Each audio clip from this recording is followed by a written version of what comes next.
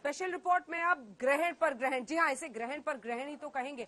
देखिए कितने महीनों से कोरोना का ग्रहण पूरे देश में लोगों की जिंदगी तबाह कर रहा है। दूसरी तरफ चक्रवाती तूफान यास का ग्रहण जो ओडिशा और ऐसे तमाम राज्यों में तटीय इलाकों में है।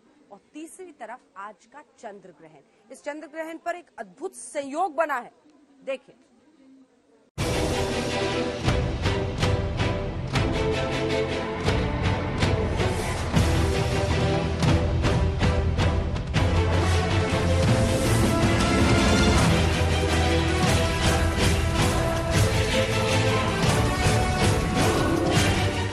चांद हो गया लाल,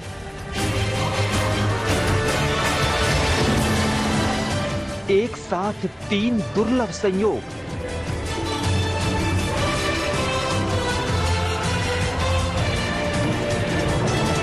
भारत में सुपर ब्लड मून।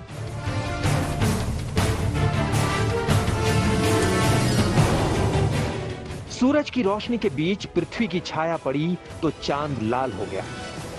चंद्र ग्रहण के साथ ही पीला पीला सा दिखने वाला चांद ब्लड मून बन गया। इस सदी में ऐसा पूर्ण चंद्र ग्रहण कभी नहीं हुआ था।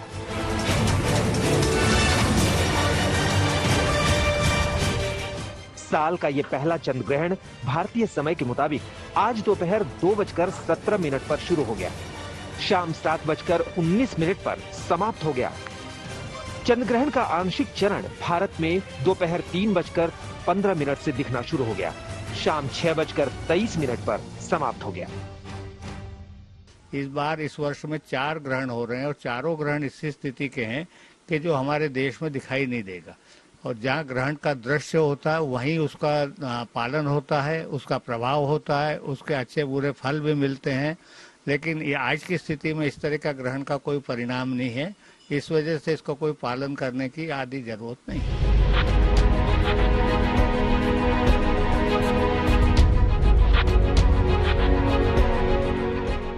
साल का यह पहला चंद्र ग्रहण पूर्वी एशिया, अमेरिका, ऑस्ट्रेलिया, अटलांटिक और प्रशांत महासागर में दिखाई दिया। भारत के पूर्वोत्तर राज्यों के कुछ हिस्से, पश्चिम बंगाल के कुछ हिस्सों, ओडिशा के कुछ हिस्सों और अंडमान और निकोबार द्वीप समूह से कुछ वक्त के लिए चंद्र ग्रहण दिखाई दिया। कि बुद्ध पूर्णिमा पर जो लोग ध्यान में बैठेंगे, जो लोग अपने स्वास्थ्य के ऊपर सोचेंगे, तो मन की विल पावर उनकी इतनी बढ़ जाएगी कि वो कोविड जैसी बीमारी से मुक्त हो जाएंगे।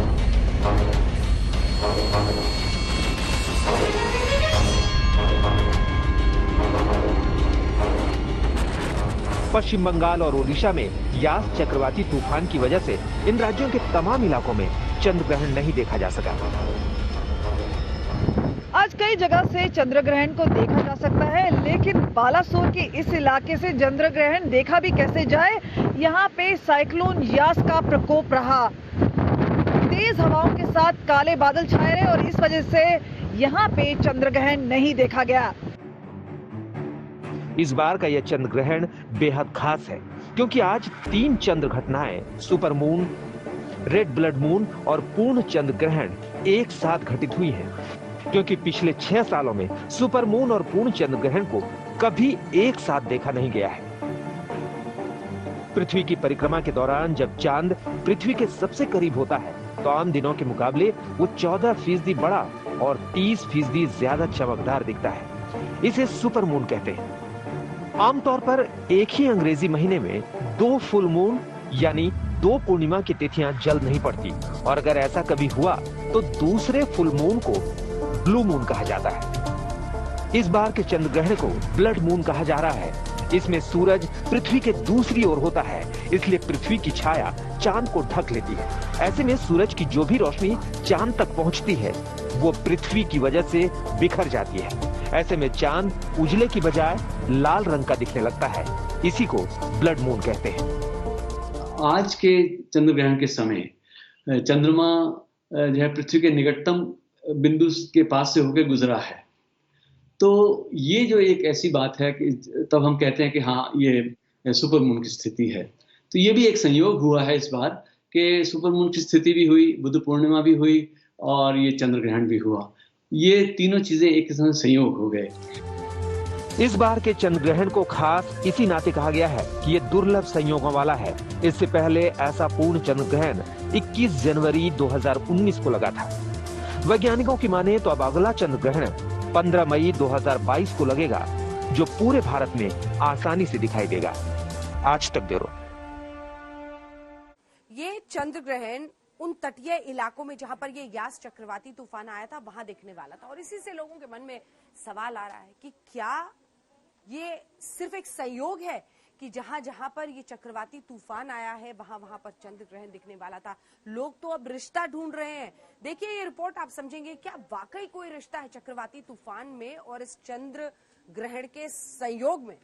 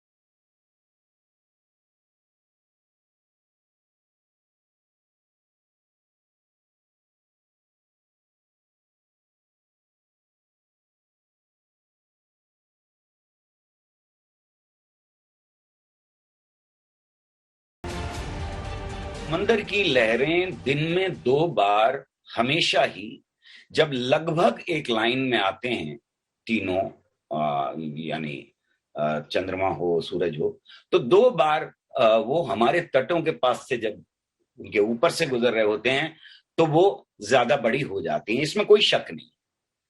और जब ग्रहण लग रहा होता है तो वो ज्यादा तीव्र होती हैं, इसमें भी कोई शक नहीं है। लेकिन ये खगोलीय घटना हमेशा से होती रही है, उठती रही है। ये इतनी जो बवंडर की तीव्रता है उसमें इतनी कम है, इसका फुट के उससे कोई फर्क नहीं पड़ने जा रहा है। देखिए, मैं बार बार जोर इसलिए दे रहा हूं कि जब तक हमारा सही आकलन नहीं होगा साइंटिफिक, तब तक हम जो बचने के तरीके हैं वो भी हमारे ठीक नहीं होंगे। हमारा आकलन सही होना चाहिए कि बवंडर का, तूफान का, उन हवाओं का, वो जो लहरें उठेंगी उनका कोई लेना देना चंद्र ग्रहण के साथ नहीं है। चंद्र ग्रहण और यास तूफान में कोई आपस में रिश्ता नहीं है। ये एक संयोग है कि इस समय जो है ये तूफान आ गया है, चक्रवाती तूफान बंगाल की खाड़ी में, और यही टाइम होता है जब ये मौसम में बदलाव आता है और मानसून से थोड़ा पहले प्री मानसून शावर्स के दौरान जो है ये ऐसी घटना हो सकती है। वैज्ञानिकों का मानना है कि पूर्ण चंद्र ग्रहण जैसी खगोलीय घटना बिल्कुल अलग है और यास जैसे तूफान आने की वजह कुछ और। हालांकि पूर्ण चंद्र ग्रहण का असर समंदर की लहरों पर पड़ता जरूर है, लेकिन ये महज संयोग है। दोनों घटनाओं का आपस में कोई रिश्ता नहीं है। बालासोर से कमलजीत संधू के साथ संजय शर्मा, दिल्ली, आज तक।